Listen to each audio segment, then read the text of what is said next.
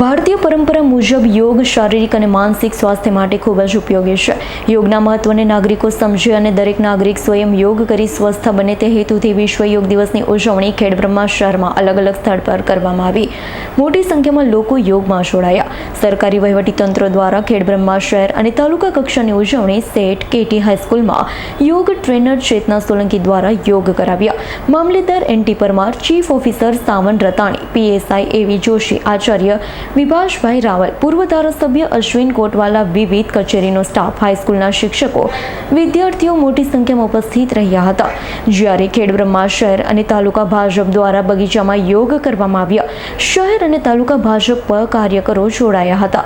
જ્યોતિ હાઈસ્કૂલમાં શહેર ભાજપ પ્રમુખ અરવિંદભાઈ રાવલના અધ્યક્ષ સ્થાને યોગ દિવસ ઉજવાયો.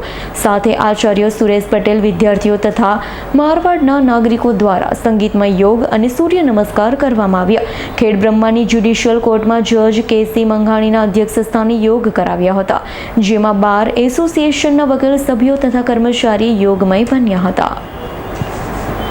Bureau report, S9 news, Khedbrahma.